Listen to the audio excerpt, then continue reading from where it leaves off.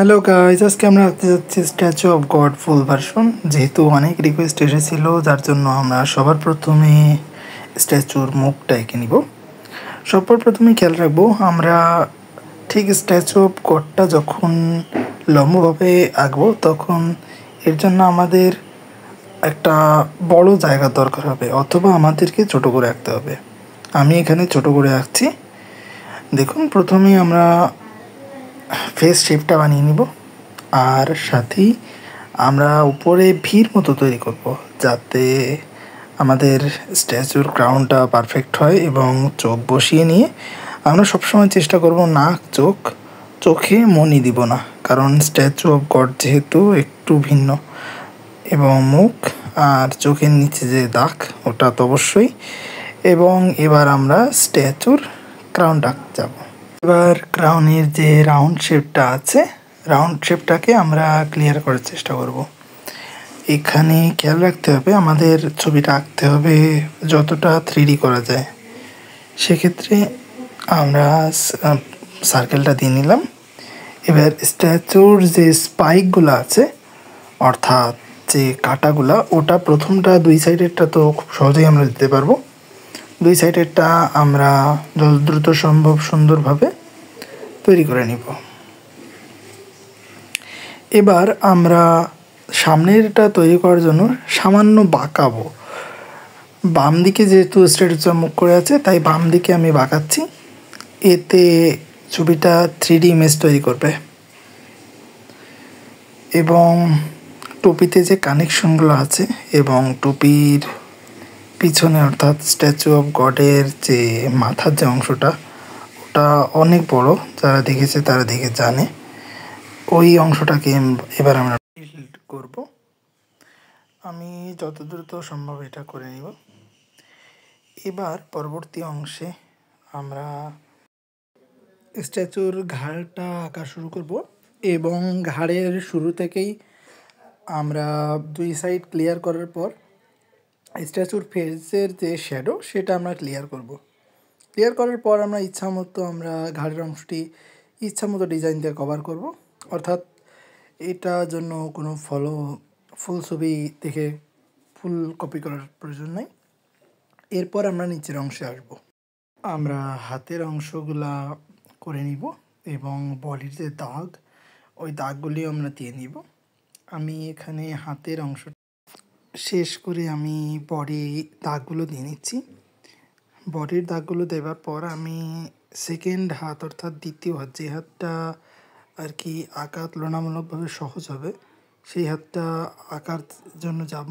তার আগে আমি বডি শেপটা ক্লিয়ার করে নিব। হাতের নিচে যে অংশটা থাকবে, অর্থাৎ একটা বস্তুর উপর, অর্থাৎ চেয়ারের যে হাতল, সেই হাতলটার উপর হাত দিয়ে আছে, সেটা আমাদেরকে ক্লিয়ারলি বোঝাতে হবে, যাতে দেখে বোঝা যায় যে স্ট্যাচুটা কোনো কিছুর উপর হাত দিয়ে আছে। একইভাবে আমরা দ্বিতীয় হাতটাও এঁকে নিচ্ছি। সবসময় খেয়াল রাখবো, হাতগুলোতে যখন আমরা আঁকবো, সামনের আঙুলকে সামনে এবং পিছনের আঙুলকে পিছনে রাখার চেষ্টা করব। একইভাবে যখন আমরা ওই হাতলকে আঁকছি, দেখুন আমার ক্ষেত্রে এখানে সামনের হাতের হাতলকে বড় বলে মনে হচ্ছে এবং দ্বিতীয় হাতলকে ছোট বলে মনে হচ্ছে। এটা মূলত 3D ক্রিয়েট করার জন্য আমি করেছি। এছাড়াও যে কাপড়ের যে দাগগুলো আছে, সেগুলো আমি ক্লিয়ারলি দিয়ে নিচ্ছি। এছাড়াও স্ট্যাচুর যে গঠন, অর্থাৎ নিচের অংশের গঠনটা আমরা আমাদের মতো করে নিব। এক্ষেত্রে ফলো করলে ভালো হয়, ফলো না করে আপনি নিজের মতো করতে পারেন। তবে সবসময় চেষ্টা করব যাতে তা একটু আঁকানো বাঁকানো হয়। অর্থাৎ এই কাপড়ের ভাঁজগুলা ডিরেক্ট সোজা দিলে তা কাপড় বলে মনে হয় না। ভিতরে ভাঁজ তৈরি করছি যাতে একটা রিয়েলিস্টিক লুক আসে।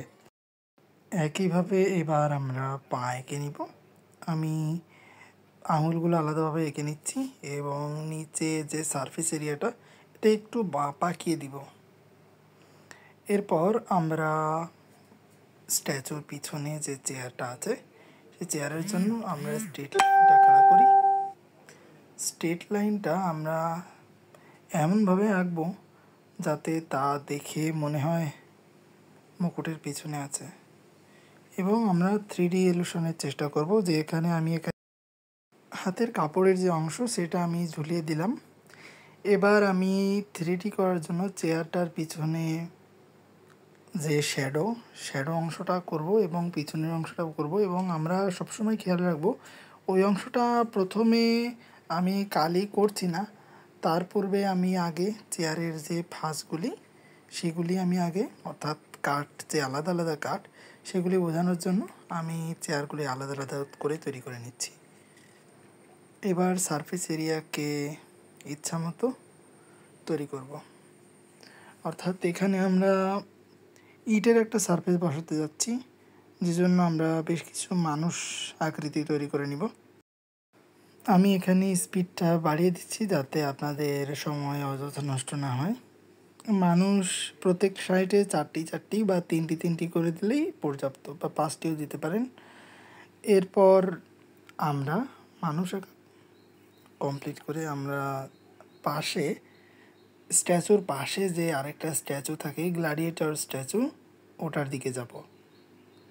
গ্ল্যাডিয়েটর স্ট্যাচুর ক্ষেত্রে আমরা প্রথমে মুখটা নর্মাল গ্ল্যাডিয়েটরের মতো বানাবো, চতুর্ভুজ আকৃতি, যার উপরে একটি সূচালো অংশ এবং ঘাড়ের অংশ তৈরি করে নিব। এরপর আমরা ইচ্ছা মতো হাত তৈরি করে নিব, কারণ স্ট্যাচুটা একটা বড় তলোয়ার ধরে থাকবে। আমরা স্ট্যাচুর পিছনে সেফগার্ড 2 পাশেই দিব এবং এবার আমরা স্ট্যাচু অফ গডের অপর হাত এবং তলোয়ারটা এঁকে নিব। তলোয়ারটা আঁকার সময় লক্ষ্য রাখতে হবে প্যান্টের সঙ্গে যেন তলোয়ার মিশে না যায়, যে জন্য আমি একে একটু আলাদা কালারিফাই করার জন্য শ্যাডো ইউজ করছি।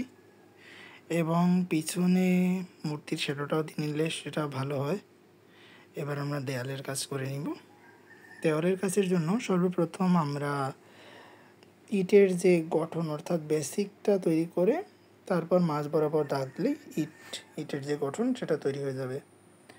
এর জন্য সমস্ত ইট দেখানোর কোনো দরকার নাই, এখানে অল্প কিছু দেখালেই হবে, যাতে মোটামুটি বোঝা যায় যে না, এটা স্ট্যাচু অফ গডের প্রকৃত চিত্র। কেননা আপনি প্রকৃত চিত্রতেও যখন খেয়াল করবেন সবটা কিন্তু দেওয়া নাই। ইটের গঠনগুলো কমপ্লিট করার পর আমরা 2 সাইডে ইটের গঠন কমপ্লিট করে উপরের যে অংশটা আছে, অর্থাৎ যে অংশে লাইট জ্বলে, স্ট্যাচুর উপরে যে লাইটগুলো থাকে ওই লাইটগুলোকে আমরা হাইলাইট করে নিব এবং আমরা শেপগুলো সুন্দর করে নিব যাতে ছবিটা স্পষ্ট হয়। এর পরের অংশে কাজগুলি করার জন্য আমি ব্ল্যাক মার্কার ব্যবহার করছি। শ্যাডোগুলো কলম দিয়ে চাইলেও দেওয়া যায়, কিন্তু এটা একটু সময় সাপেক্ষ, তাই আমি এখানে দ্রুত করার জন্য ব্ল্যাক মার্কার ইউজ করছি। এবং মার্কারে কালোটা একদম ক্লিন কালো হয়। আমি মার্কার দিয়ে এখানে শ্যাডো ক্লিয়ার করে দিচ্ছি। চেয়ারের পেছনে যে শ্যাডো, আমাদের সবসময় খেয়াল রাখতে হবে মার্কারের কাজ করার সময় যেন লাইনের বাইরে কখনো কালি চলে না যায়, কারণ লাইনের বাইরে কালি গেলেই তা দেখতে খারাপ লাগবে। এবার আমরা স্ট্যাচুর পিছনের যে অংশ, অর্থাৎ চেয়ারের এবং কাপড়ের মাঝখানে যে অংশ, ওই অংশকে কালো মার্কার দিয়ে নোটিস করে দিই। একইভাবে নিচের অংশকেও আমরা নোটিস করব। অবশ্যই আমরা এক্ষেত্রে খেয়াল রাখবো যে বাইরে গেলেই কিন্তু সমস্যা। এবার আমরা শ্যাডোটাকেও সুন্দরভাবে করে নিব। আমরা চাইলে ওই চুচাল অর্থাৎ চিকন অংশটাকে কলম দিয়ে করে নিলে যদি সুবিধা হয় তবে হলে কলম দিয়ে করে নিব, কিন্তু কখনো এমনটা বোঝানো যাবে না যে ওটা মোটা এবং আসলটা চিকন। এমন বোঝালে ছবির সৌন্দর্য সাময়িক নষ্ট হবে। আমরা শ্যাডো করে নিলাম। শ্যাডো ক্লিয়ার করার পর এবার আমরা পেন্সিল স্কেচ শুরু করব, অর্থাৎ যাতে আমাদের স্ট্যাচুটা ভিজিবল লাগে এবং শ্যাডো, অর্থাৎ স্ট্যাচুর অভ্যন্তরীণ যে শ্যাডোগুলো আছে ওই শ্যাডোগুলো যাতে সুন্দরভাবে দিতে পারি সেটাই চেষ্টা করব। আমি এখানে পেন্সিল ইউজ করছি, আপনারা চাইলে যে কোনো টাইপের কালার পেন্সিল ইউজ করতে পারবেন, তবে সবসময় চেষ্টা করবেন নীল কালারের পেন্সিল অথবা আমার মতো করে ব্ল্যাক পেন্সিল ইউজ করার, তাতে ছবির সৌন্দর্য বজায় থাকবে। পেন্সিল স্কেচের ক্ষেত্রে আমরা নিজের মতো করেই করে নিতে পারি, এক্ষেত্রে কোনো অসুবিধা নেই। আমি নিচের অংশ এবং হাতল সহ হাত আলাদাভাবে চিহ্নিত করে নিচ্ছি যাতে দেখতে সুন্দর লাগে। এবার আমি নিচের থাকা মানুষগুলোকে শ্যাডো দিয়ে ক্লিয়ার করছি যাতে তার ছায়াগুলো সঠিকভাবে বোঝা যায়। শ্যাডো করার সময় খেয়াল রাখতে হবে শ্যাডোর যে প্রপোর্শন যেন ঠিক থাকে এবং জায়গা অনুযায়ী যাতে ছায়াগুলো পড়ে। ভুল জায়গায় দিলে বা বাইরে গেলে তখন আমরা মুছে ফেলতে পারবো, সেক্ষেত্রে পেন্সিল দিয়ে করাই সর্বোত্তম। একইভাবে আমরা জামার সমস্ত অংশ করে নিব। ভাঁজগুলোকে আমরা সুন্দরভাবে হাইলাইট করব যাতে দেখে তাকে একদম রিয়েল বলে মনে হয়। দেখুন এবার চিত্রটা অনেকটাই আসলের মতো মনে হচ্ছে। এবার আমরা ইটের যে অংশ অর্থাৎ ব্যাকগ্রাউন্ডটা খুব সহজেই করতে পারি, এর জন্য ডিটেলসে করা কোনো দরকার নেই। মূর্তির ক্ষেত্রেও তাই, সামান্য সামান্য পেন্সিলের কাজ করেই আমরা এটাকে সমাপ্ত করতে পারবো। এবার আমি নিচের অংশ অর্থাৎ গ্রাউন্ডটাকে পেন্সিল স্কেচ করছি। গ্রাউন্ডের পেন্সিল স্কেচ তুলনামূলকভাবে অনেক সহজ, যেমনটা ওয়ালের ঠিক তেমনটাই। এবার আমরা উপরের অংশ অর্থাৎ স্ট্যাচুর উপরে যে লাইটগুলো আছে লাইটগুলোও ঠিকঠাকভাবে পেন্সিল করে নিই। আমার ব্যাকগ্রাউন্ড শব্দের জন্য আমি দুঃখিত, আমি এখন বাড়িতে আছি যে কারণে ব্যাকগ্রাউন্ডের থেকে কিছু আওয়াজ আসছে, এটি ক্ষমার দৃষ্টিতে দেখবেন। বাস এটুকুই। এবং আমরা স্কেচ অর্থাৎ পেন্সিলটাকে বাঁকা করে আমাদের ইচ্ছা মতো আমরা স্কেচ করে নিব। ফাইনালি স্কেচের পর আমাদের ছবি কিন্তু তাহলে রেডি। আর এরকম ভিডিও পাওয়ার জন্য আমাদের চ্যানেলটি সাবস্ক্রাইব করে রাখবেন, আর যদি সম্ভব হয় লাইক এবং বন্ধুদের সঙ্গে শেয়ার করে দিবেন। অসংখ্য ধন্যবাদ শেষ অবধি দেখার জন্য।